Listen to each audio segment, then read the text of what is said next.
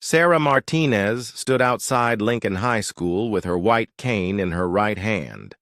The morning air was cold, and she could hear the sounds of students talking and laughing as they walked into the building. Her mother had dropped her off 5 minutes ago, but Sarah needed a moment to gather her courage before walking through those front doors. She was 16 years old and had been blind since birth. This was her fourth school in 6 years because her father's job required the family to move often. Each new school brought the same challenges, the same stares and the same whispers. But Sarah had learned to be strong. She had to be. The guidance counselor, Mrs. Patterson, came out to meet her. "You must be Sarah," she said with a warm voice. "I'm here to help you find your way around today." Sarah smiled and nodded. "Thank you. I'm ready." As they walked through the front entrance, Sarah noticed how quiet it became. She could feel dozens of eyes watching her as she moved down the hallway. Her white cane tapped against the floor tiles, making a rhythmic sound that seemed loud in the sudden silence. "Don't mind them," Mrs. Patterson whispered. "They're just curious. They don't see many students with visual impairments here." Sarah had heard this before. She knew that most of these students had probably never met a blind person. Some would be kind, some would ignore her, and others would be cruel. That was always how it went. Mrs. Patterson guided her through the main hallway, describing the layout of the school. "The cafeteria is to your left, the library is straight ahead, and the music room is down this hall to the right." When she mentioned the music room, Sarah's face lit up. "Could I see the music room now?" she asked. "Of course," Mrs. Patterson replied. "Do you play an instrument?" "Piano," Sarah said. "I've been playing since I was 5 years old." They walked down a smaller hallway, and Sarah could hear the faint sound of someone practicing violin. Her heart beat faster with excitement. Music was the one thing that made her feel truly free.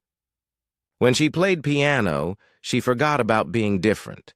She forgot about the stares and the whispers. She was just Sarah, expressing herself through beautiful melodies. Mrs. Patterson opened the door to the music room. "Here we are," she said. Sarah stepped inside and immediately felt at home. She could smell the wood polish on the instruments and hear the slight echo that came from a room with high ceilings. But what made her happiest was sensing the presence of a piano in the corner. "May I?" she asked, pointing in the direction of the piano. "Go ahead," Mrs. Patterson said.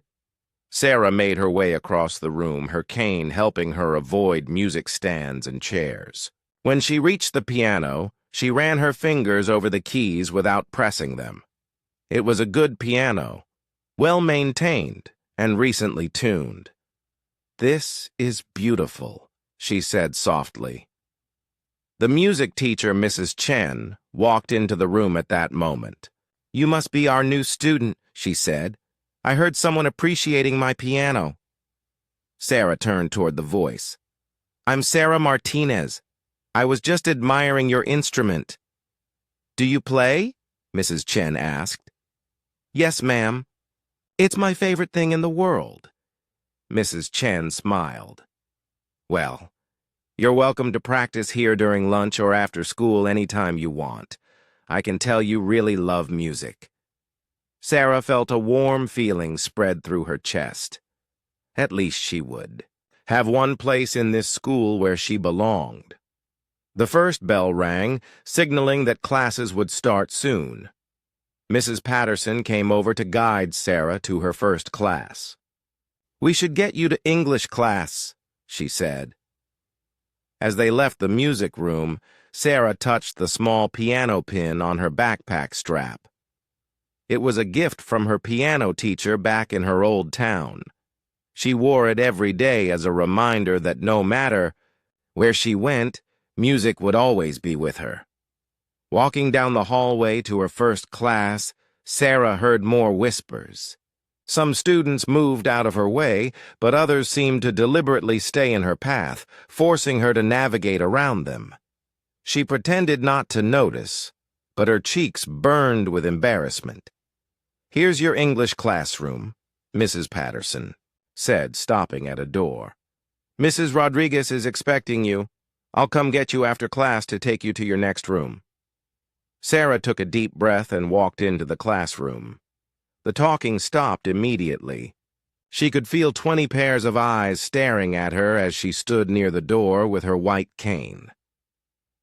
"You must be Sarah," said Mrs. Rodriguez in a kind voice. "Welcome to our class. There's an empty desk in the 3rd row." A student near the back of the room snickered quietly. Another whispered something that Sarah couldn't quite hear, but she caught the word weird. Sarah made her way to the empty desk, carefully using her cane to avoid bumping into backpacks and chair legs. She sat down and folded her cane, placing it beside her desk. "Today we're discussing the themes in our current novel," Mrs. Rodriguez began. "Can anyone tell me what the main character learned about friendship?" Several students raised their hands, but Sarah noticed that the room felt different now. The atmosphere was tense, like everyone was waiting for something to happen. A girl sitting behind her whispered to her friend, "I wonder if she can even read." Sarah's face grew hot.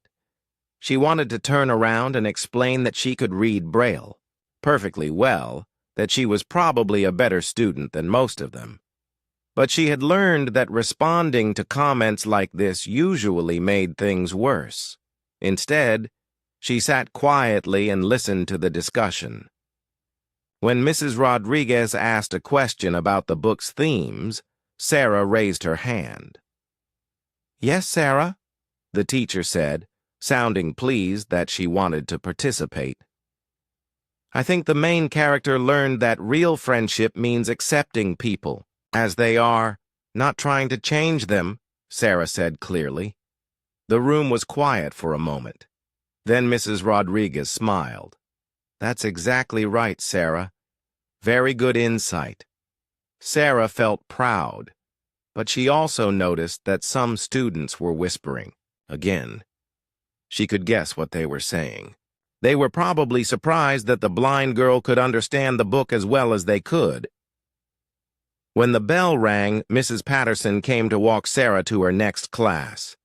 As they left the English room, Sarah heard one student say to another, "She seems pretty normal, actually." "Yeah, but it's still weird," the other replied. Sarah sighed quietly. This was always how it started. First the stares and whispers, then the judgment about whether she was normal or not. Some students would eventually accept her, but others would decide she was too different to be worth their time. By lunchtime, Sarah had attended 4 classes. Each time she experienced the same pattern: silence when she entered, whispers during class, and mixed reactions when she participated. Some teachers were kind and encouraging, while others seemed uncomfortable having her in their classroom. Mrs. Patterson offered to sit with her during lunch, but Sarah politely declined. She needed to learn to handle these situations on her own. She bought a sandwich and found an empty table in the corner of the cafeteria. As she ate, she listened to the conversations around her. Groups of friends chatted about homework, weekend plans, and school gossip. Sarah felt lonely, but she was used to that feeling. Making friends had always been difficult for her. After lunch, she had 3 more classes. By the time the final bell rang, Sarah was exhausted, not from the schoolwork, which was easy for her, but from the constant awareness that she was being watched and judged. Mrs. Patterson walked her to the front of the school where her mother was waiting to pick her up. "How was your first day?" her mother asked as they drove home. "It was fine," Sarah replied. looking out the car window even though she couldn't see anything. But as they drove past the school, Sarah thought about the music room with its beautiful piano. Tomorrow, she decided she would ask if she could eat lunch there instead of in the cafeteria. At least when she was playing music, she felt like herself again. Madison Pierce watched the new girl from across the cafeteria and rolled her eyes. She had been at Lincoln High School for 3 years and considered herself the most popular student in her grade. With her perfect blonde hair, expensive clothes, and confident attitude, most students either wanted to be her friend or were afraid to cross her. But this new girl bothered Madison. Not because she was competition. Madison didn't see her that way at all. It was something else. Maybe it was the way some teachers gave Sarah extra attention, or how a few students seemed genuinely interested in helping her. Madison was used to being the center of attention, and she didn't like sharing that spotlight with anyone. "Look at her," Madison said to her best friend, Chloe, who was sitting next to her. "She's been here 3 days and she still eats lunch alone." Chloe glanced over at Sarah, who was sitting by herself near the windows, eating a sandwich while reading a book with her fingers. "Maybe we should ask her to sit with us," Chloe suggested quietly. Madison gave her a sharp look. "Are you serious? Why would we do that?" "I don't know," Chloe said, looking uncomfortable. "She seems nice, and she's probably lonely." "That's not our problem," Madison replied. She turned to look at Sarah again, and an idea began forming in her mind. "Actually, I think it might be fun to see how she handles some challenges." Madison's other friend, Jessica, leaned in closer. "What do you mean?" "Nothing serious," Madison said with a small smile. "Just little things. Like, what if someone accidentally bumped into her in the hallway, or moved a chair when she wasn't expecting it? She needs to learn to pay better attention to her surroundings." Chloe looked worried. "Madison, that doesn't sound very nice." "It's not mean," Madison said firmly. "It's helping her become more aware. The real world isn't going to be gentle with her, so we're actually doing her a favor." After lunch, Madison put her plan into action. She waited in the hallway between classes, timing her movements perfectly. When Sarah came around the corner with her white cane, Madison walked directly into her path, pretending to be distracted by her phone. The collision was gentle but effective.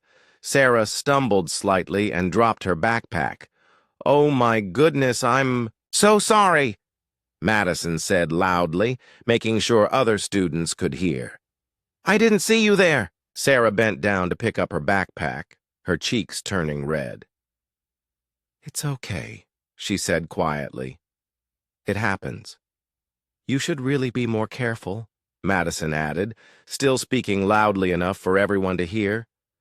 "These hallways get pretty crowded."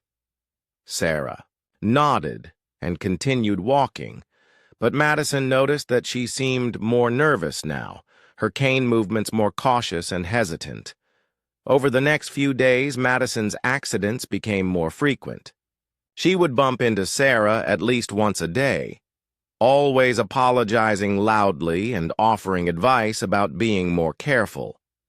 Sometimes she would move a chair in the library or cafeteria just before Sarah sat down, causing her to miss the seat entirely. Jessica and 2 other girls, Amy and Rachel, started joining in. They thought Madison's game was funny, especially when Sarah looked embarrassed or confused. They began calling it teaching Sarah about the real world. "Look, she's trying to find her locker," Amy whispered to the group one morning. They watched, as Sarah felt along the wall, counting locker numbers with her fingers. Madison had an idea. She quietly moved Sarah's combination lock to a different position, making it harder for Sarah to open it. When Sarah finally found her locker, she tried her combination 3 times before realizing something was wrong. Need help? Madison asked sweetly, appearing beside her. I think someone moved my lock, Sarah said, sounding frustrated. That's weird, Madison replied. Maybe you just forgot which locker was yours. They all look the same, you know. Sarah's face showed confusion and hurt, but she didn't argue. She simply reset her lock and tried again. The girls found this hilarious. During their next lunch period, they sat together laughing about Sarah's confused expression. Did you see her face? Jessica giggled. She looks so lost. Maybe we should start leaving things in her path, Rachel suggested. Like books or backpacks, you know, to help her practice avoiding obstacles. Madison nodded approvingly.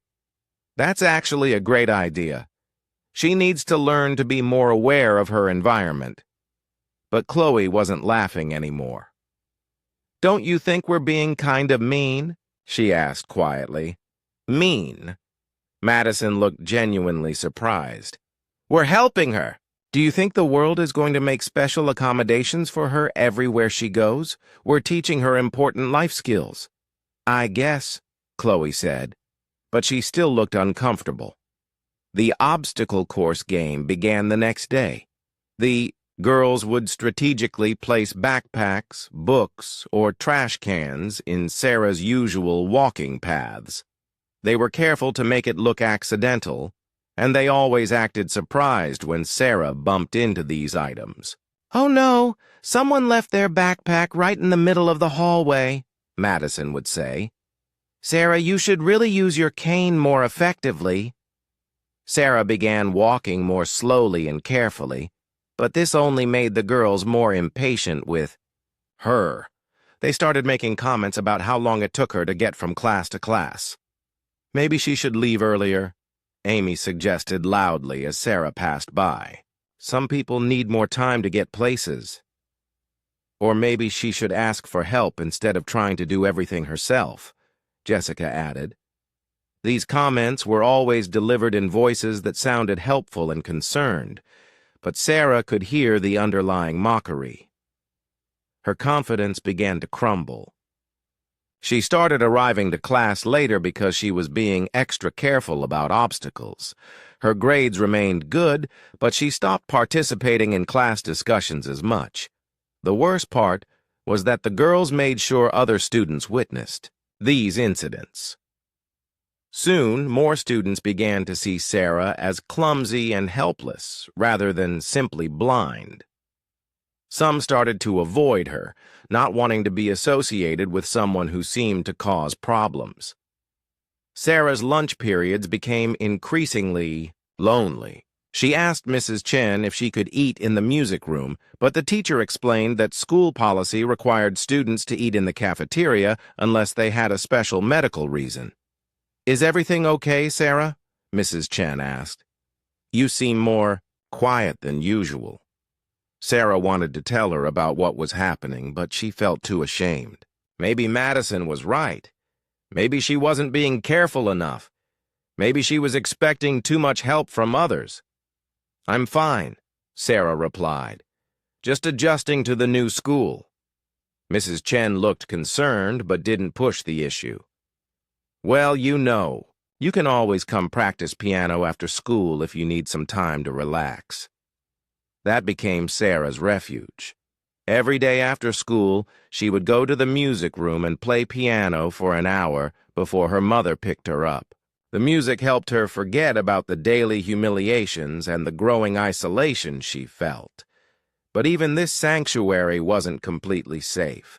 Madison and her friends discovered Sarah's after-school routine and began making comments about it. She must think she's really special, getting to use the music room by herself, Rachel said one day as they walked past the music room door. I heard she thinks she's some kind of piano genius, Jessica added. That's probably why she acts so stuck up. Stuck up? Madison repeated, her eyes lighting up with a new idea. That's interesting. Maybe that's her real problem. Maybe she thinks being blind makes her better than everyone else. The girls began spreading rumors that Sarah considered herself superior to other students. They claimed she refused help because she thought she was too good for it, not because she was trying to be independent.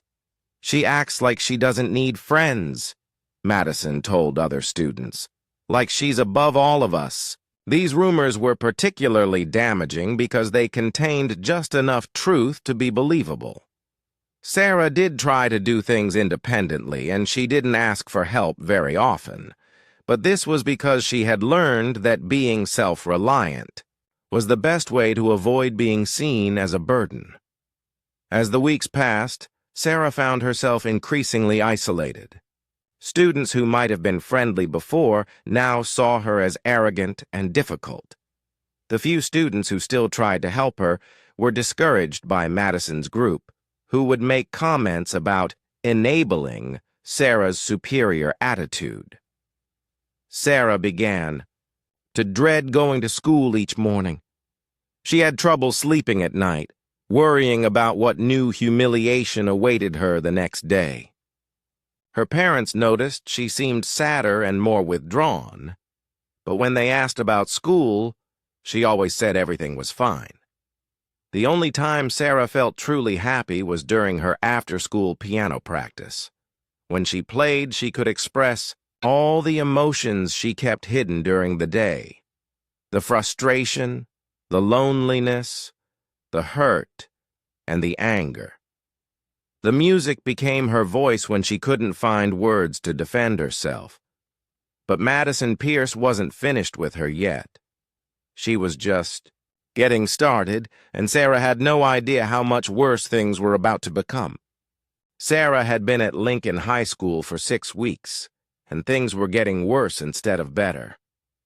What started as small accidents and minor inconveniences had grown into something much more serious. Madison Pierce and her group of followers had become bolder and crueler in their treatment of her. The morning that changed everything started like any other. Sarah arrived at school and made her way to her locker, using her white cane to navigate the crowded hallway. But when she reached her locker, she discovered that someone had put gum in her combination lock. The sticky mess made it impossible to turn the dial properly. "Having trouble?" Madison asked, appearing beside her with Jessica and Amy. Sarah's heart sank. She was beginning to recognize Madison's voice, and it never meant anything good. "Someone put gum in my lock," Sarah said, quietly. "That's terrible," Madison replied, but Sarah could hear the fake concern in her voice. "Who would do such a mean thing?" Other students had gathered to watch, and Sarah felt her cheeks burn with embarrassment. She tried to clean the gum off her lock with a tissue, but it was hopeless. The mess was too thick and sticky. "Maybe you should ask the janitor for help," Jessica suggested loudly. "He has special tools for cleaning up messes." The way she said messes made it sound like Sarah was the problem, not the person who had vandalized her locker. Sarah wanted to disappear. Instead, she gathered her dignity and walked to the main office to report the problem. Mrs. Patterson, the guidance counselor, was sympathetic and arranged for the janitor to clean the lock. But Sarah could see the tiredness in her eyes. This wasn't the first time Sarah had needed help with problems that seemed to happen only to her. "Is there anything else going on that I should know about?" Mrs. Patterson asked gently. Sarah hesitated. She wanted to tell someone about what was really happening, but she was afraid no one would believe her. Madison and her friends were always so careful to make their actions look accidental, and the rumors they had spread made Sarah seem like she was stuck up and difficult. "No," Sarah said finally. "It's just bad luck, I guess." But Mrs. Patterson looked like she didn't quite believe. "Sarah, if anyone is giving you trouble, you need to tell me. Bullying is taken very seriously at this school." "I'm fine," Sarah insisted, even though she felt anything but fine. The gum incident was just the beginning. Over the next few days, Sarah discovered that her backpack had been moved from where she left it, her books had been rearranged in her locker, and someone had even taken her lunch money from her purse. Madison's group had also become more aggressive about spreading rumors. They told other students that Sarah was faking being more helpless than she really was to get attention and special treatment. "I heard she can actually see a little bit," Rachel whispered loudly in the cafeteria, making sure Sarah could hear. "My cousin knows someone who goes to her old school, and they said she could do things there that she pretends she can't do here." This rumor was particularly hurtful because it made other students suspicious of Sarah's real abilities. Some teachers began to question whether she really needed the accommodations she had been given. The situation got even worse when Madison discovered social media. She started taking pictures of Sarah when she stumbled or looked confused, then posting them online with mean captions. One photo showed Sarah trying to find an empty table in the cafeteria, looking lost and holding her lunch tray uncertainly. Madison had posted it with the caption, "When you're trying too hard for sympathy points." Another photo caught Sarah after she had walked into a door that someone had left partially open. The caption read, "Maybe she should use that cane for what it's actually for." These posts were shared among students at the school, and soon Sarah could feel that everyone was looking at her differently. Some students pointed and whispered when she walked by. Others laughed when they saw her coming. Sarah's parents began to notice changes in her behavior at home. She was quieter during dinner and didn't want to talk about her day. She stopped mentioning friends or interesting things that happened at school. Most concerning of all, she seemed to have lost her appetite and was having trouble sleeping. "How are things going at the new school?" her father asked one evening. Sarah pushed her food around on her plate. "They're fine." "Are you making any friends?" her mother asked. "Some," Sarah lied. The truth was that she ate lunch alone every day and had no one to talk to except her teachers. Her parents exchanged worried glances, but Sarah quickly changed. The subject.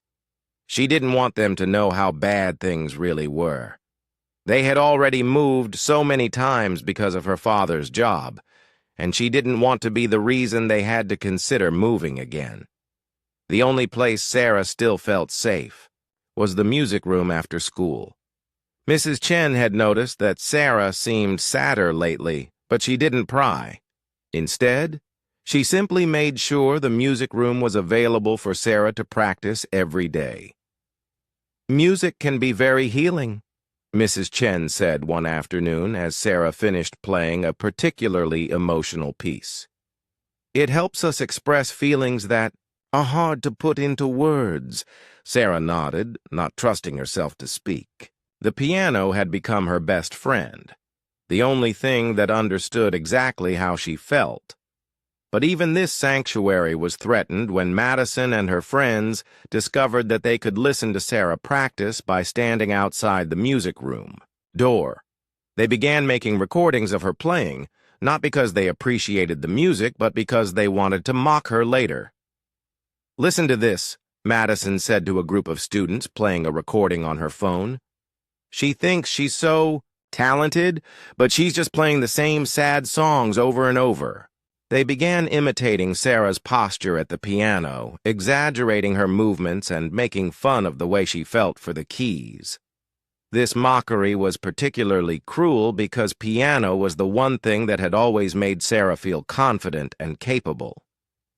Thus, breaking point came on a Friday afternoon in November. Sarah was walking to her last class when she overheard Madison talking to a group of students near the lockers.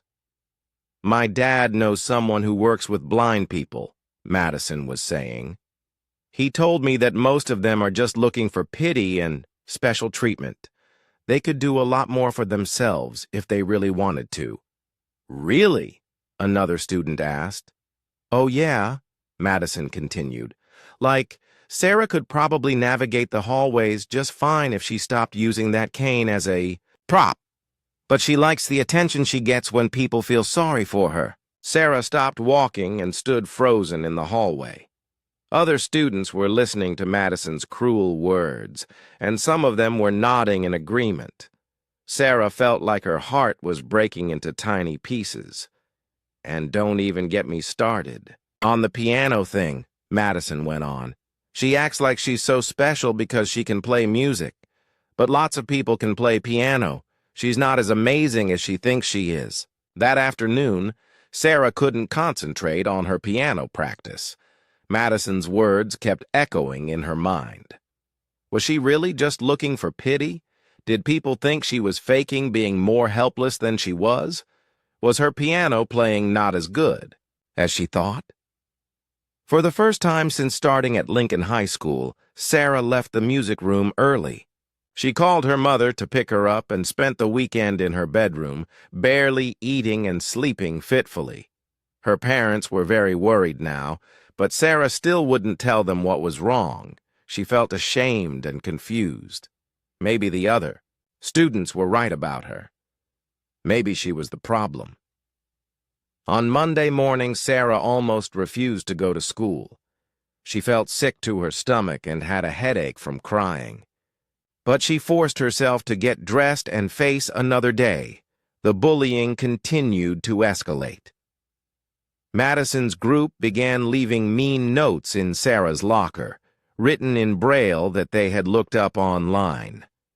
The notes said things like, "Nobody likes you," and "Go back where you came from."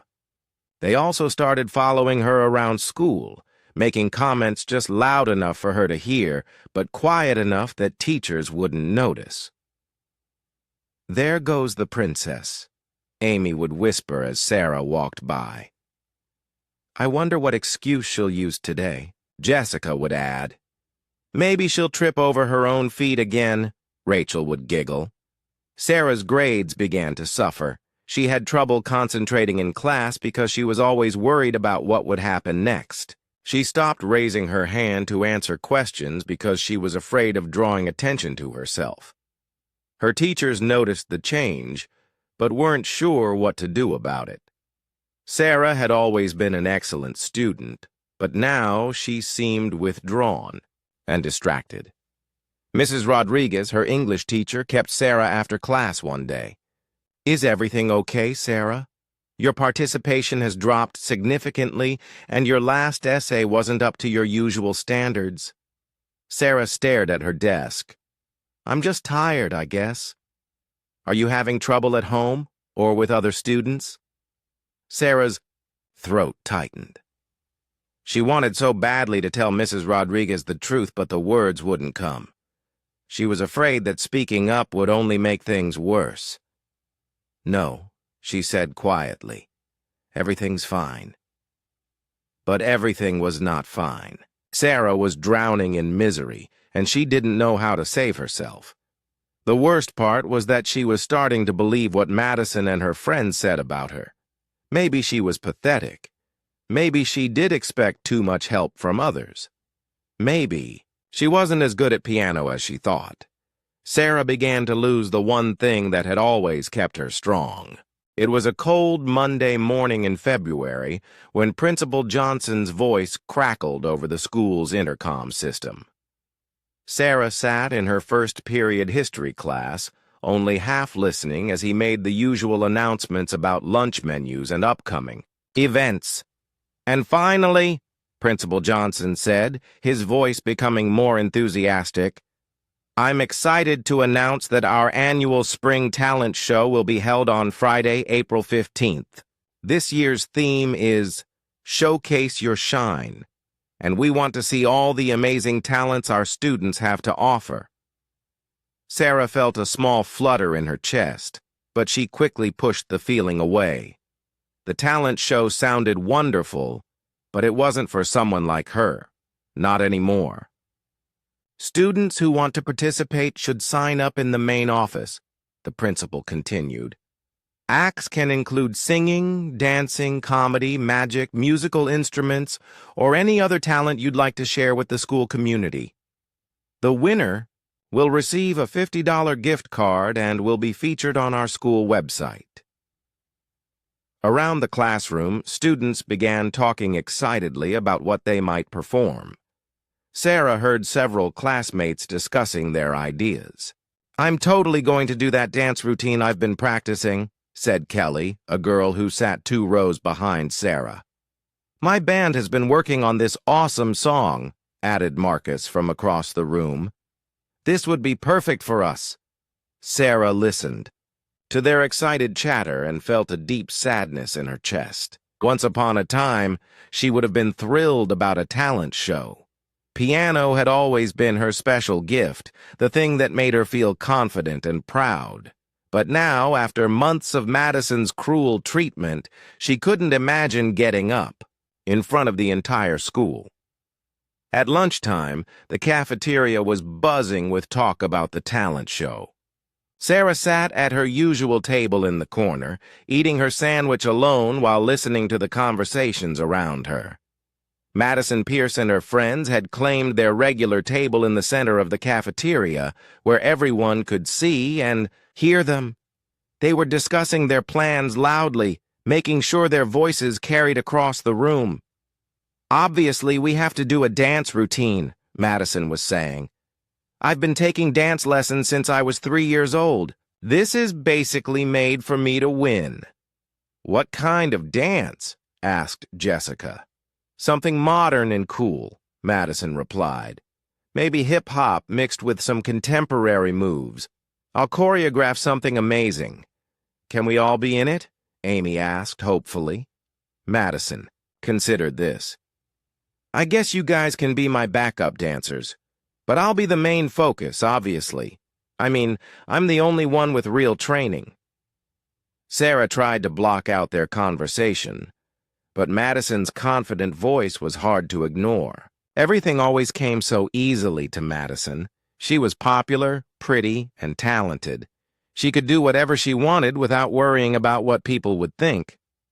"I bet we'll get first place easily," Rachel said. "I mean, what kind of competition could there be at this school?" "Exactly," Madison agreed. "Most of these kids have no real talent. It'll be like taking candy from a baby." Their laughter was sharp and mean, and Sarah wondered if they were thinking about her. Probably not, she decided. To them, she was so pathetic that she wasn't even worth considering as competition. After lunch, Sarah had music class with Mrs. Chen. It was one of the few classes where she still felt somewhat comfortable, though even here she had become quieter and less participatory over the past few months. Mrs. Chen was explaining different musical time signatures when she suddenly stopped and looked directly at Sarah. "Sarah," she said warmly, "I hope you're thinking about entering the talent show. You have such a beautiful gift with the piano." Sarah felt her cheeks grow hot as every student in the class turned to look at her. She heard a few whispers and what might have been a suppressed giggle from somewhere behind her. "I don't think so," Sarah said quietly, looking down at her desk. "Why not?" Mrs. Chen asked, sounding genuinely surprised. "You're one of the most talented musicians I've ever taught. I think the school would love to hear you play." Sarah shook her head. "I'm not good enough for something like that." Mrs. Chen looked confused and concerned. "Sarah, that's not true at all. You play at an advanced level. Some of the pieces you practice after school are more difficult than what most college students attempt." But Sarah had already made up her mind. The thought of standing in front of the entire school, including Madison and her cruel friends, was terrifying. What if she made a mistake? What if people laughed at her? What if Madison found new ways to make fun of her afterward? "I just don't want to," Sarah said firmly, hoping Mrs. Chen would drop the subject. The teacher looked like she wanted to say more, but the bell rang and students began packing up their things. As Sarah gathered her books, she heard Mrs. Chen sigh softly. That afternoon, Sarah went to the music room for her usual practice session. She had been working on a piece by Chopin called Ballade No. 1 in G minor. It was one of the most difficult pieces she had ever attempted, but something about its emotional intensity spoke to her. The music seemed to capture all the sadness and frustration she felt but couldn't express in words. As she played, Sarah lost herself in the complex melodies and challenging passages. Her fingers moved across the keys with increasing confidence, and for a few precious minutes, she forgot about everything else. She was just Sarah and her music, the way it used to be before Madison Pierce entered her life. She was so absorbed in playing that she didn't notice Mrs. Chen standing in the doorway, listening with amazement. When Sarah finished the piece, she heard quiet applause behind her. "That was absolutely magnificent," Mrs. Chen said, walking into the room. "Sarah, how long have you been working on that piece?" Sarah turned toward her teacher's voice. "About 2 months. It's still not perfect." "Not perfect?" Mrs. Chen sat down beside the piano bench. "Sarah, what you just played was extraordinary. That piece is considered one of the most challenging works in the piano repertoire. Most professional pianists find it difficult." Sarah shrugged. "I just like how it sounds." Mrs. Chen was quiet for a moment, studying Sarah's face. "Can I ask you something? What happened to your confidence? When you first arrived at this school, you seemed so proud of your musical abilities. Lately, you act like you don't think you're any good." Sarah felt tears prick at her eyes. How could she explain that months of daily humiliation had worn away her self-confidence? How could she tell Mrs. Chen that she had started to believe Madison's lies about her being pathetic and attention-seeking? "I guess I realized I'm not as special as I thought," Sarah said quietly. "Who told you that?" Mrs. Chen asked sharply. Sarah was startled by the sudden intensity in her teacher's voice. "Nobody told me. I just figured it out." "Sarah, look at me," Mrs. Chen said gently. "What you just played requires years of dedicated practice and natural talent that very few people possess. You are not just good at piano, you are exceptional, truly exceptional." Sarah wanted to believe her teacher, but Madison's voice echoed in her head. "She thinks she's so special because she can play music, but lots of people can play piano. She's not as amazing as she thinks she is." "There are lots of people who can play piano," Sarah said, repeating Madison's words. Mrs. Chen shook her head firmly. "Sarah, I've been teaching music for 15 years. I've worked with hundreds of students. What you have is rare and precious. Please don't let anyone convince you otherwise." As Sarah packed up her things to leave, Mrs. Chen made one more attempt. "The talent show could be a wonderful opportunity for you to share your gift with the school community. I really hope you'll reconsider." That night at dinner, Sarah's parents noticed she seemed even quieter than usual. Her mother had made her favorite meal, but Sarah barely touched her food. "How was school today?" her father asked. "Fine," Sarah replied automatically. "They announced the talent show today," her mother said, having heard about it from another parent. "That sounds like it could be fun. Are you thinking about participating?" Sarah's stomach clenched. "No, I don't want to do anything like that." Her parents exchanged glances. Before coming to Lincoln High School, Sarah had loved performing. She had participated in piano recitals and school concerts at her previous schools. Her reluctance to perform now was yet another sign that something was wrong. "You love playing piano," her mother said gently. It might be nice to share that with your new classmates. I said I don't want to, Sarah snapped, surprising everyone, including herself, with the sharpness in her voice. Her parents decided not to push the issue, but Sarah could feel their worried looks even after she excused herself from the table. No. Her bedroom that night, Sarah lay awake thinking about the talent show. Part of her, a small part that she tried to keep buried, was excited about the idea of performing again. She missed the feeling of sharing music with an audience, of seeing how her playing could move people and make them feel something beautiful. But that part of her felt dangerous now. Madison had made it clear that Sarah's piano playing was nothing special, that she was deluding herself if she thought she was talented. What if Sarah got up on stage and everyone laughed at her? What if Madison was right, and she really wasn't as good as she thought? The safer choice was to stay invisible, to keep her head down and try not to attract any more attention. Sarah couldn't sleep that night after the talent show announcement. She lay in bed, staring at the ceiling she couldn't see, with Mrs. Chen's words echoing in her mind. What you have is rare and precious. Please don't let anyone convince you. Otherwise, for months, Sarah had been trying to make herself smaller, quieter, less noticeable. She had let Madison Pierce and her friends convince her that she was pathetic and attention-seeking. But lying there in the darkness, she began to feel something she hadn't felt in a long time: anger. Why should she hide her talent? Why should she let bullies decide what she could and couldn't do?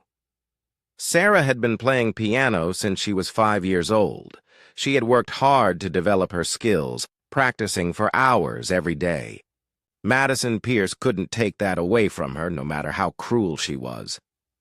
By morning, Sarah had made a decision that surprised even her.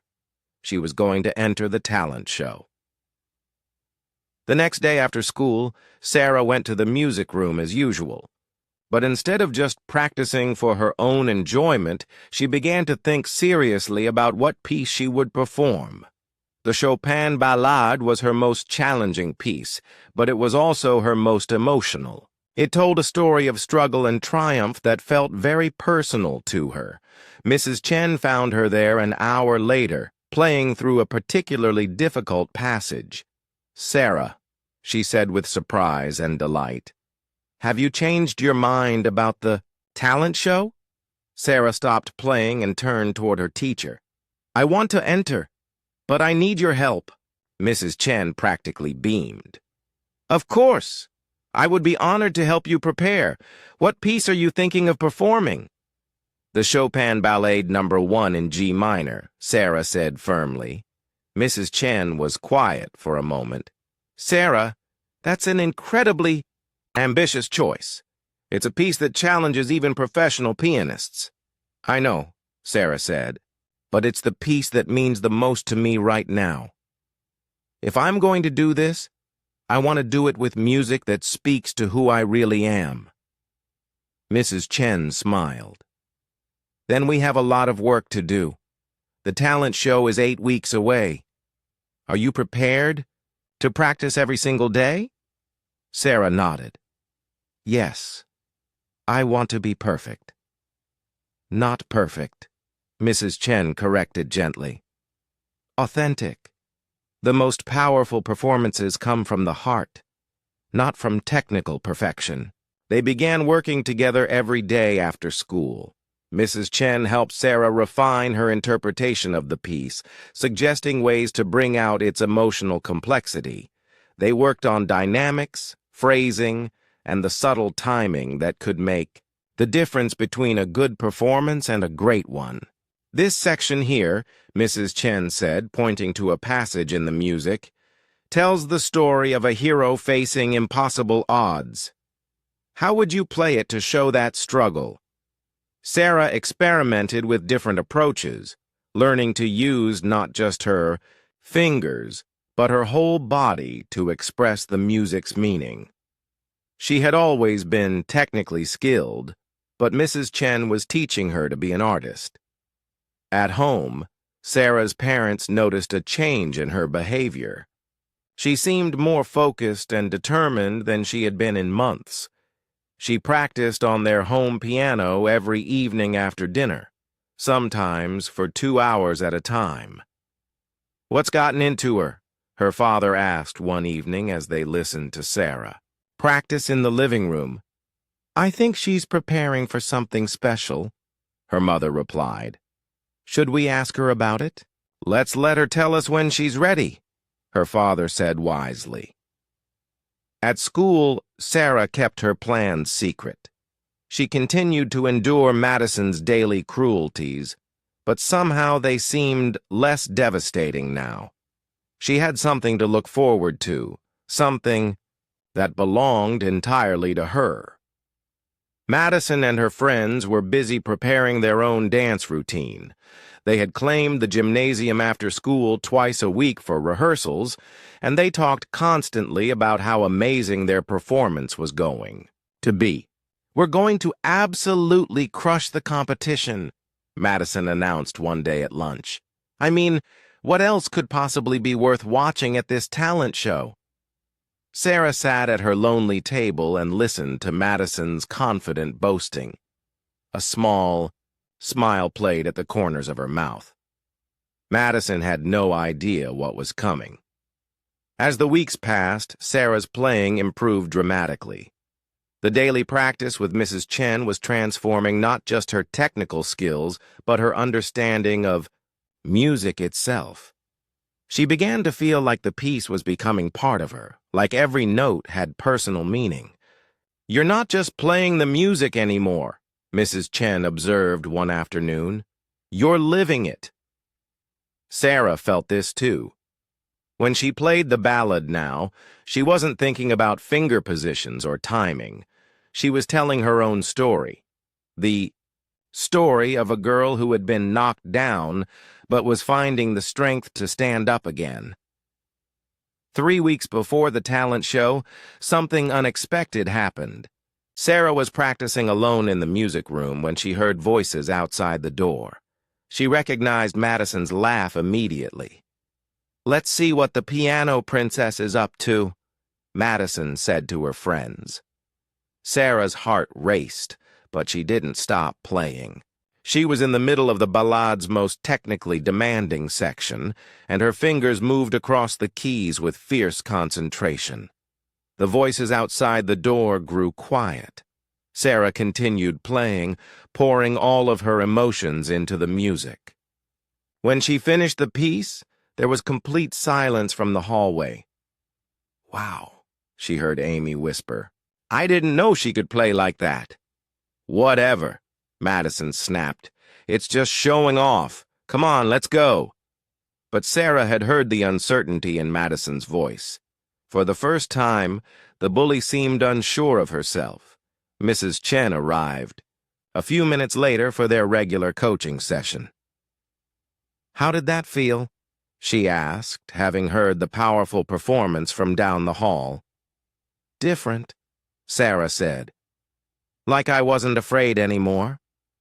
"Good," Mrs. Chen replied. "Fear is the enemy of great art. When you perform at the talent show, I want you to play with that same fearlessness." They continued to work together every day. Mrs. Chen taught Sarah not just how to play the notes, but how to command the stage.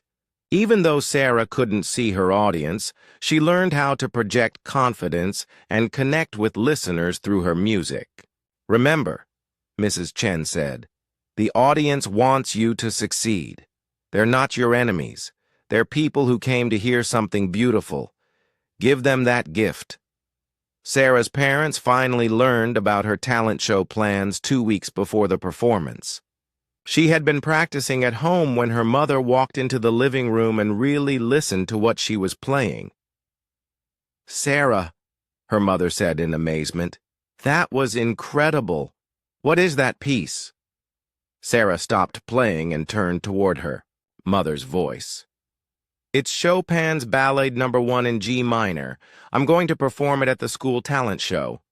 Her parents were thrilled but also concerned. They had watched their daughter struggle with confidence over the past few months, and they worried about her putting herself in such a vulnerable position. "Are you sure you're ready for this?" her father asked gently. Sarah nodded firmly. "I've never been more ready for anything in my life." Her parents could hear the determination in her voice, and they decided to trust her judgment. They began attending her evening practice sessions, offering encouragement and support. "We're so proud of you," her mother said one night after Sarah finished practicing. "Not just for your talent, but for your courage." As the talent show approached, Sarah felt a mix of excitement and nervousness that she hadn't experienced in months. But it was a good kind of nervousness, the kind that came from caring deeply about something. Madison's group continued their preparations, becoming increasingly confident that they would win first place. They had recruited several other students to be backup dancers, and their routine had become quite elaborate. "We're going to blow everyone away," Madison told her friends. "I almost feel bad for the other contestants. They don't stand a chance against us." But Sarah was no longer intimidated by Madison's confidence. She had found something more powerful than fear or anger. She had found her voice again, and she was ready to let the whole school hear it. The night before the talent show, Sarah practiced the ballad one final time in the music room. Mrs. Chen sat nearby, listening with tears in her eyes. "Are you ready?" Mrs. Chen asked when Sarah finished. Sarah smiled, feeling calmer than she had in months. "Yes, I think I am. Remember what I taught you about performing? Play from the heart, not from fear," Sarah recited. "Trust the music to tell its story. And most importantly," Sarah's smile grew wider, "believe in myself, because my talent is real and worth sharing." Mrs. Chen nodded approvingly. "Tomorrow, you're going to show this school what real talent looks like. I can't wait to see their faces." As Sarah packed up her things and prepared to go home, she felt a sense of anticipation she hadn't experienced in months. Tomorrow would be her chance to remind everyone, including herself, who she really was underneath all the hurt and self-doubt. Madison Pierce had spent months trying to tear her down, but Sarah Martinez was about to rise up in a way that no one expected. The girl who had been made to feel small and worthless was about to prove that true talent could not be diminished by cruelty. The stage was set, and Sarah was ready to reclaim her voice. The day of the talent show arrived with gray clouds and light rain, as if the weather itself was holding its breath for what was to come. Sarah woke up early, her stomach fluttering with a mixture of excitement and nerves. She had been preparing for this moment for 8 weeks, and now it was finally here. At breakfast, her parents were unusually quiet, both clearly nervous for their daughter but trying not to show it. "How are you feeling, sweetheart?" her mother asked, setting down a plate of scrambled eggs that Sarah barely touched. "I'm okay," Sarah replied, though her hands were shaking slightly as she reached for her orange juice. "Just ready to get it over with." Her father reached across the table and squeezed her hand. "We're so proud of you, no matter what happens tonight." Sarah smiled gratefully. Having her parents' support meant everything to her, especially after months of feeling so alone at school. The school day seemed to drag on forever. Sarah could barely concentrate in her classes as students buzzed with excitement about the evening's performances. Everyone was talking about who they thought would win, what acts they were most excited to see, and what they planned to wear to the show. At lunch, Madison Pierce and her dancers were holding court at their usual table, discussing their final preparations with loud confidence. "I hope everyone else brought their A game," Madison announced, loud enough for half the cafeteria to hear. "Because we didn't spend 2 months choreographing an amazing routine just to go easy on the competition," Jessica giggled. "I feel kind of bad for whoever has to go on after us." "How do you follow perfection?" "You don't," Madison replied smugly. "That's why we made sure to get the slot right before intermission. Everyone will remember us best." Sarah listened to their conversation from her corner table and felt her stomach clench. She had drawn the slot right after intermission, one of the last performances of the night. Mrs. Chen had told her this was actually a good position because the audience would be refreshed and ready to focus, but Sarah wondered if people would be too tired to really listen by then. During her afternoon classes, Sarah found it almost impossible to concentrate. Her mind kept drifting to the piano piece she would be performing in just a few hours. She ran through the music in her head, her fingers moving slightly as if she were actually playing. In her last class of the day, English with Mrs. Rodriguez, Sarah barely heard a word of the lesson about symbolism in literature. Instead, she was thinking about the symbolism in her own performance. The Chopin Ballade told the story of a hero's journey through darkness toward light, and that felt exactly like her own story. When the final bell rang, Sarah made her way to the music room for one last practice session with Mrs. Chen. The hallways were already buzzing with students rushing home to prepare for the evening's event. "How are you feeling?" Mrs. Chen asked as Sarah sat down at the piano. "Nervous," Sarah admitted, "but also excited. I keep thinking about all the people who will be listening tonight." "Remember what we practiced," Mrs. Chen said gently. "Don't think about the audience as hundreds of individual people judging you. Think of them as one group of people who came to hear something beautiful. You're giving them a gift." Sarah nodded and began to play through the ballade one final time. Her fingers moved confidently across the keys, and she felt the familiar sense of peace that came when she lost herself in the music. This was who she really was, not the victim that Madison had tried to create, but an artist with something meaningful to share. At 6 o'clock, Sarah's parents picked her up from school to take her home for dinner and to help her get ready. The talent show would begin at 7:30, and performers needed to arrive by 7 for final preparations. "What would you like to wear tonight?" her mother asked as they looked through Sarah's closet. Sarah had thought about this carefully. She wanted to look professional and confident, but not overdressed. They settled on a simple black dress with her grandmother's pearl necklace. Elegant, but not flashy.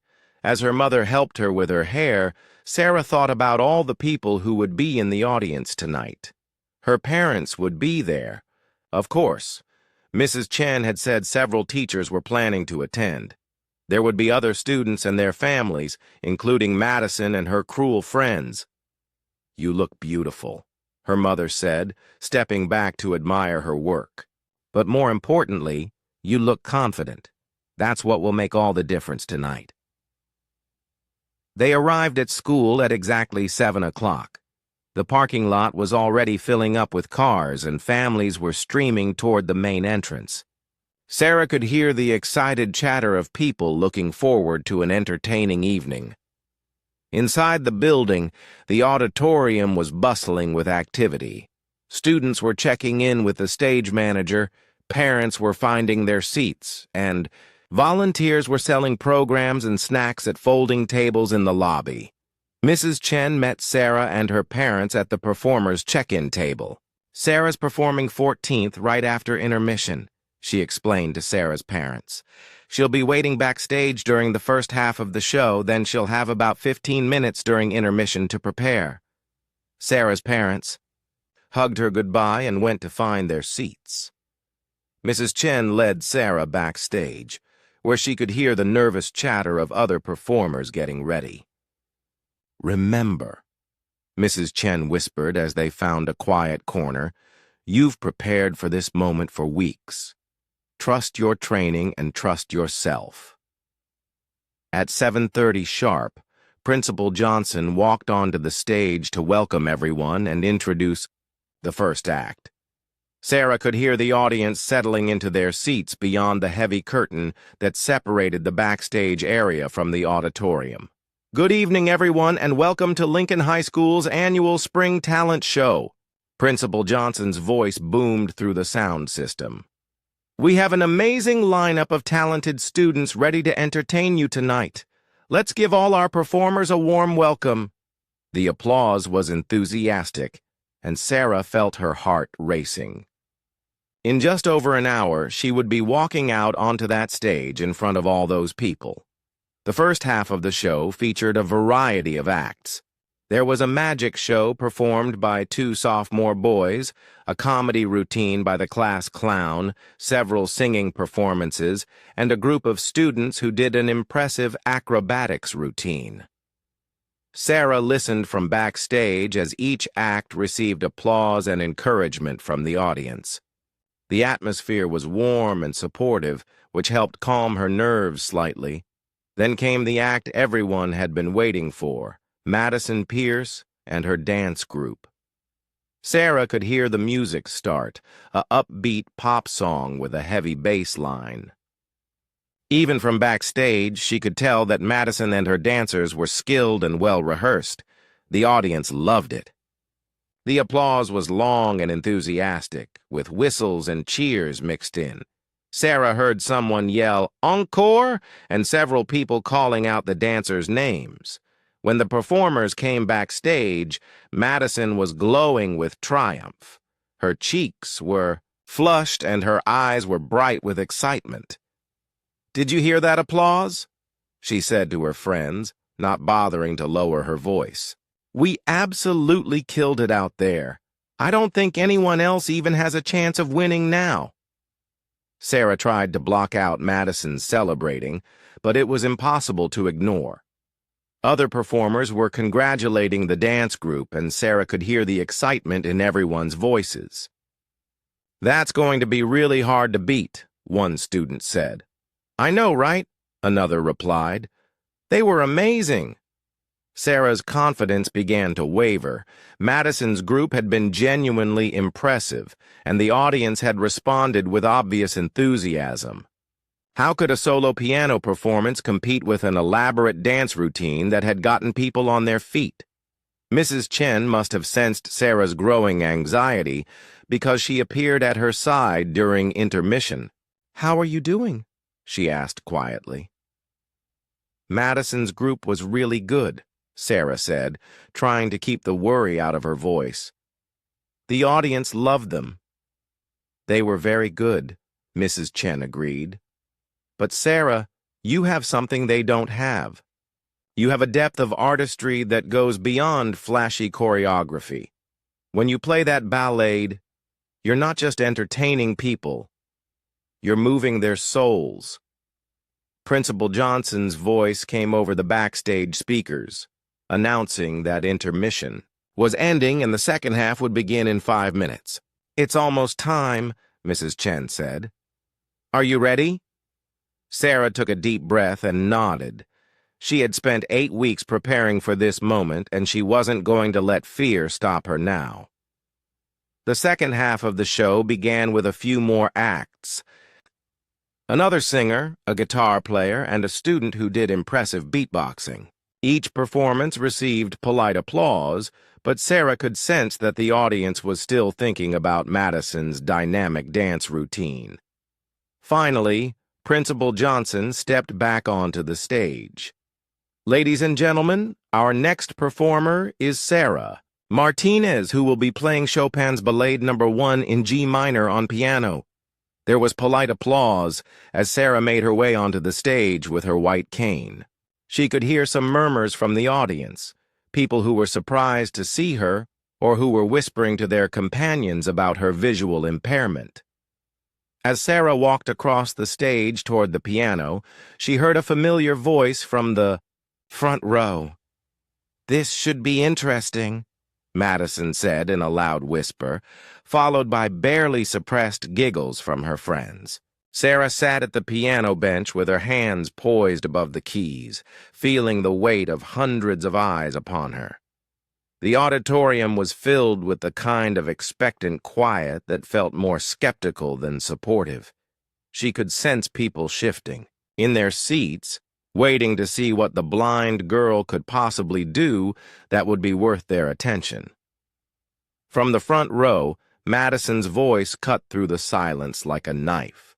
"I wonder if she knows where Middle C is," she whispered loudly to her friends, causing another wave of cruel laughter to ripple through that section of the audience.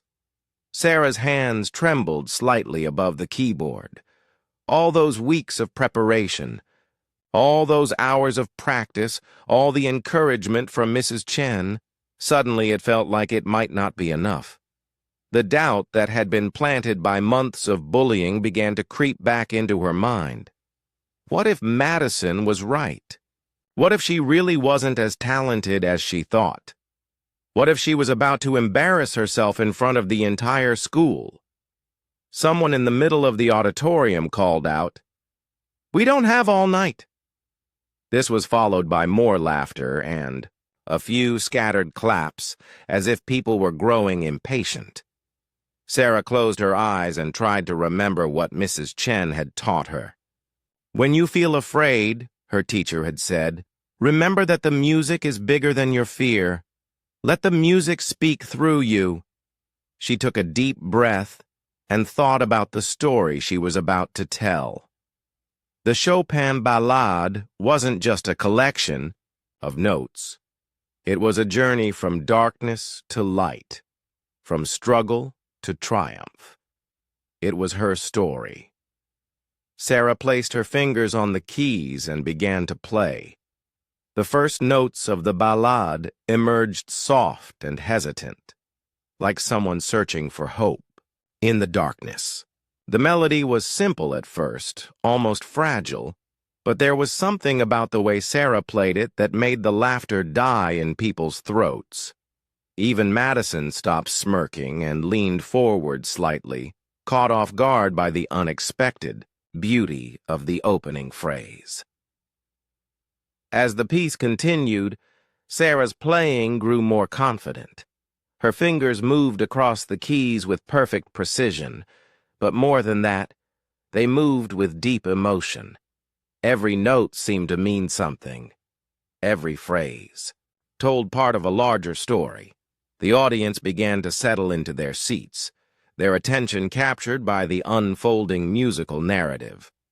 Parents who had been chatting quietly with their neighbors fell silent. Students who had been checking their phones put them away. Even the youngest children in the audience seemed mesmerized by the sounds coming from the stage. Sarah was no longer thinking about the people watching her. She was completely absorbed in the music, living every moment of the ballade's emotional journey. When the melody turned dark and turbulent, her whole body expressed the struggle.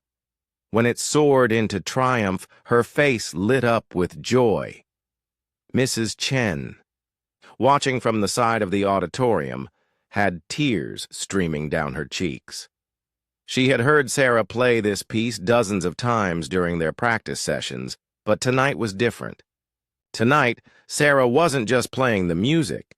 She was channeling something deeper, something that came from months of pain and the determination to rise above it. As the piece moved into its most technically demanding section, Sarah's fingers flew across the keys with breathtaking speed and accuracy. The complex passages that had taken her weeks to master now flowed from her hands like water, each note crystal clear and perfectly placed. The audience was completely silent now, hanging on every note. People who had never heard classical music before found themselves swept up in the emotional power of Sarah's performance. The story the music told was universal. Everyone in that auditorium had faced struggles and dreamed of overcoming them. Madison. Pierce sat frozen in her seat, her earlier smugness completely gone. She had expected Sarah to play something simple and boring, maybe make a few mistakes that would give her new ammunition for future mockery. Instead, she was witnessing something extraordinary. A level of artistry she had never imagined possible from someone her own age. As the ballade reached its climactic section, Sarah's playing became even more intense. The music seemed to fill every corner of the auditorium, wrapping around the audience and pulling them into its emotional world. Some people were openly weeping, moved by the raw beauty of what they were hearing. Sarah's parents sat in stunned amazement, barely recognizing their daughter on the stage. They had always known she was talented, but this performance was beyond anything they had imagined. She looked like a different person up there, confident, powerful, completely in command of her art. The piece began to wind toward its conclusion, the stormy passages giving way to a sense of hard-won peace. Sarah's playing became gentler but no less powerful, like someone who had fought a great battle and emerged victorious but changed. As the final notes rang out into the hushed auditorium, Sarah sat perfectly still for a moment, her hands resting on the keys. She could feel the silence stretching around her, but it was a different kind of silence than the skeptical quiet that had greeted her arrival on stage. This silence was full of awe. Then, slowly, one person began to clap. Sarah couldn't see who it was, but the sound was clear and deliberate. Another person joined in, then another, until the entire auditorium erupted in thunderous applause. But this wasn't ordinary applause. People were on their feet, shouting "Bravo!" and wiping tears from their eyes. The ovation went on and on, washing over Sarah in waves of appreciation and respect. She stood up from the piano bench, still holding onto it for support because her legs felt shaky. The applause continued, seeming to grow even louder. She could hear individual voices calling out her name, telling her how beautiful her performance had been. Mrs. Chen appeared at her side, helping her take a bow. "That was magnificent," she whispered in Sarah's ear. "Absolutely magnificent." As Sarah made her way off the stage, people in the audience were still applauding. She could hear conversations starting up, people talking excitedly about what they had just witnessed. "Did you know she could play like that?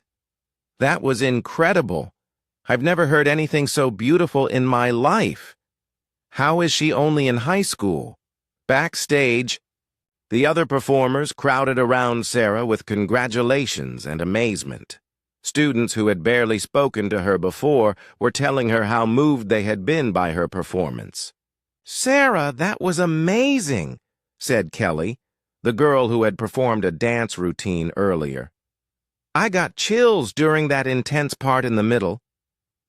"You're so talented," added Marcus, the guitar player. "I had no idea you could play like that."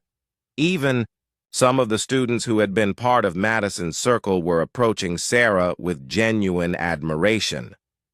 "That was really something special," said Amy, one of Madison's dancers. She looked uncomfortable, as if she was remembering all the times she had laughed at Sarah or joined in the cruel games.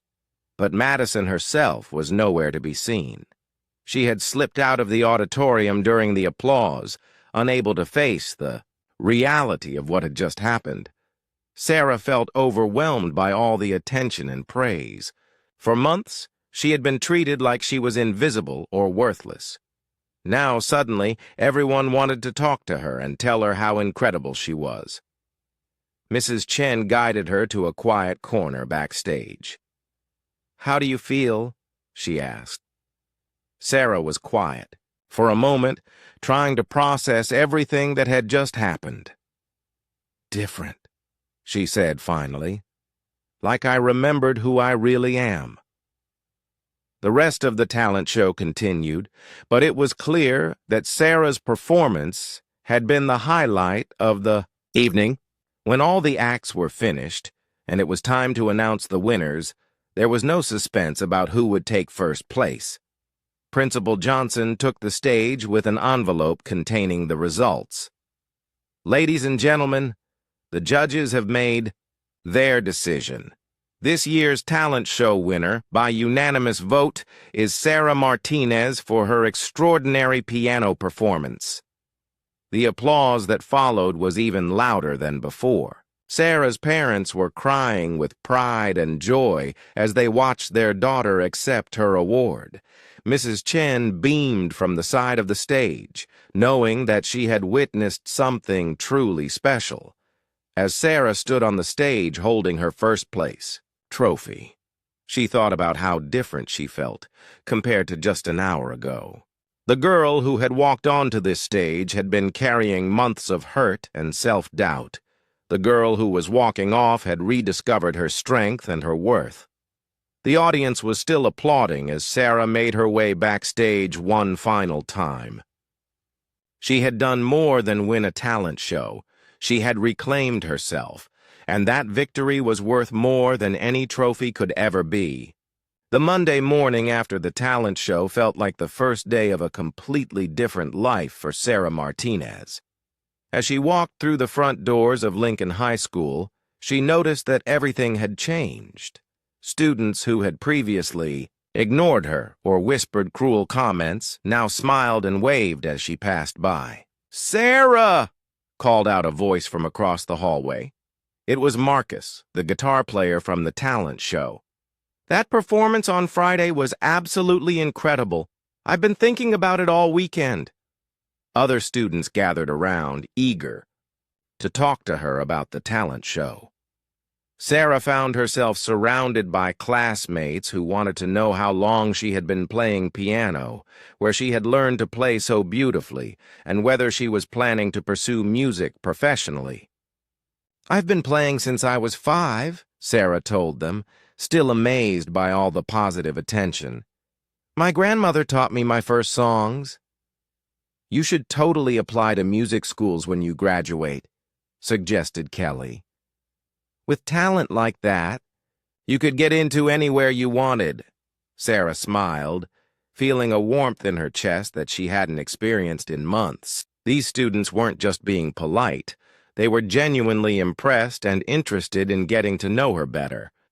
As she made her way to her locker, Sarah noticed that Madison Pierce was standing nearby with her usual group of friends. But something was different. Madison looked uncomfortable and uncertain, nothing like the confident bully who had made Sarah's life miserable for so many months. When their eyes met, Madison quickly looked away, her cheeks turning red. For the first time since Sarah had arrived at Lincoln High School, Madison Pierce seemed to be the one who felt small and ashamed. Jessica and Amy, two of Madison's closest followers, were whispering quietly to each other while glancing in Sarah's direction. Sarah caught fragments of their conversation as she opened her locker. "I feel terrible about how we treated her," Amy was saying. "Did you know she was that talented?" "I had no idea," Jessica replied. "She must have thought we were such idiots making fun of her when she can play like that." Sarah pretended not to hear, but inside she felt a mix of satisfaction and sadness. She was glad that people finally understood how wrong they had been about her, but she also felt sad that it had taken a public performance to earn their respect. Why hadn't her kindness and intelligence been enough? In her first class, English with Mrs. Rodriguez, the atmosphere was completely different than it had been for months. Students actually seemed excited to hear Sarah's thoughts during class discussions, and several classmates asked if she wanted to work with them on the upcoming group project. "Sarah," Mrs. Rodriguez said after class, I wanted to tell you how moved I was by your performance Friday night. I had no idea you were such an accomplished musician." "Thank you," Sarah replied, still getting used to all the praise. "I hope this experience reminds you of your worth," Mrs. Rodriguez added gently. "You've always been a bright, thoughtful student, even when you seemed to doubt yourself."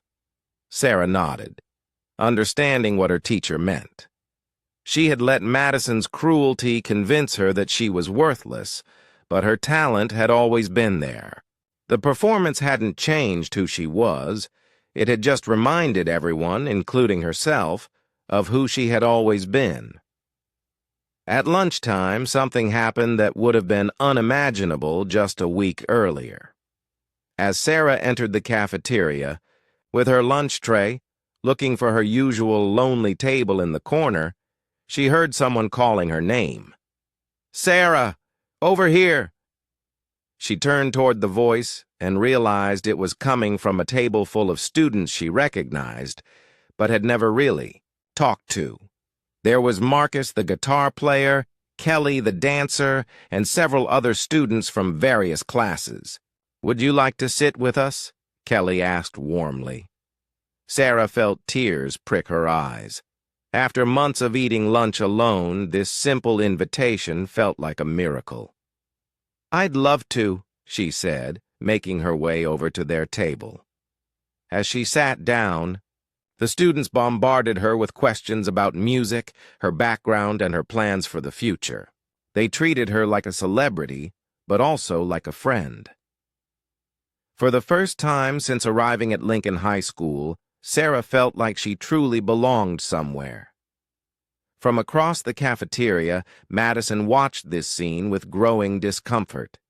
She sat with her remaining friends, but the dynamic at their table had changed too. The other students weren't as eager to follow her lead anymore, and several had begun questioning some of Madison's past behavior. "Don't you think we were kind of mean to Sarah?" Chloe asked quietly, voicing what several of them had been thinking. Madison shifted uncomfortably in her seat. "We were just having fun," she said defensively, but her voice lacked its usual confidence. "Don't think it was fun for her," Rachel said softly. "Looking back, some of the things we did were pretty cruel." Madison felt a sick feeling in her stomach. Deep down, she had always known that what she was doing to Sarah was wrong, but she had convinced herself it was justified. Now, after witnessing Sarah's incredible talent and seeing how wrong she had been about her, Madison was forced to confront the truth about her own behavior. That afternoon, Sarah went to the music room for her usual practice session with Mrs. Chen. But when she arrived, she found that she wasn't alone. Several students were sitting in the chairs around the piano waiting to hear her play. "I hope you don't mind," Mrs. Chen said with a smile. "Word has gotten around about your talent, and some students asked if they could listen to you practice." Sarah felt nervous about having an audience for her practice session, but she also felt proud. These students had come here specifically to hear her play because they appreciated her music. As she played through some of her favorite pieces, Sarah noticed that the students listened with genuine attention and appreciation. When she finished each piece, they applauded and asked questions about the music and her technique. "How do you memorize such long pieces?" asked one student. "Do you ever get nervous when you perform?" asked another. Sarah found herself enjoying the conversation about music. She had never had classmates who were interested in her passion before, and it felt wonderful to share her knowledge and experience with them. Over the next few weeks, Sarah's life at school continued to improve dramatically. Students regularly asked her to sit with them at lunch, invited her to study groups, and treated her with the respect and friendship she had always deserved. Teachers began to see a different Sarah as well. Her confidence returned, and she started participating actively in class discussions again. Her grades, which had suffered during the worst of the bullying, improved significantly. Mrs. Chen noticed the transformation, too. "You seem like yourself."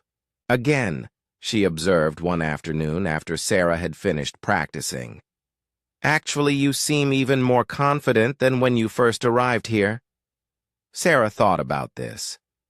"I think going through all that difficulty made me stronger," she said. "I know now that I can survive hard times and come out better on the other side." The most significant change came about a month after the talent show. Sarah was at her locker when she heard a quiet voice behind her. "Excuse me, Sarah?" She turned around and was surprised to see Madison Pierce standing there alone, looking nervous and uncomfortable.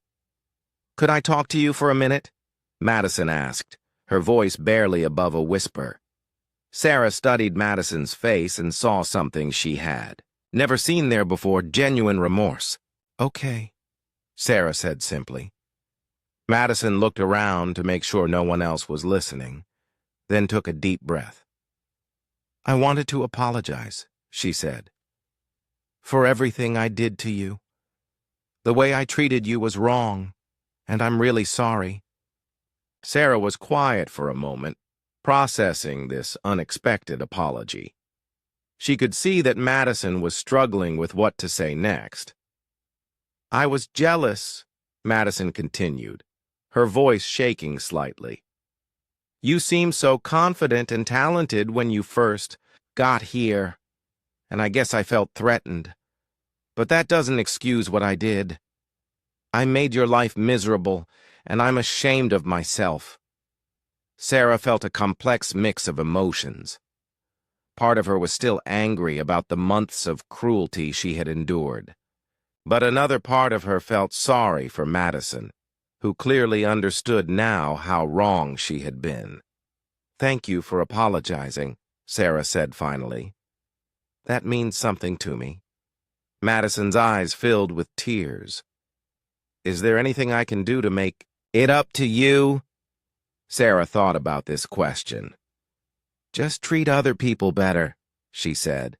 "Don't let anyone else go through what you put me through." Madison nodded earnestly. "I promise I won't. And Sarah, you're an amazing musician. I'm sorry it took me so long to see that." As Madison walked away, Sarah felt a weight lift from her shoulders. The apology didn't erase all the pain Madison had caused, but it did provide a sense of closure that Sarah hadn't expected to receive. From that day forward, Madison kept her promise. She never bullied another student, and she even began standing up for kids who were being picked on by others. The experience had changed her just as much as it had changed Sarah, though in a different way. Sarah's reputation as the school's most talented musician continued to grow. She was invited to perform at school events, local community gatherings, and even a regional music competition where she won first place. College recruiters began reaching out to her, and she started seriously considering pursuing music as a career, but perhaps most importantly,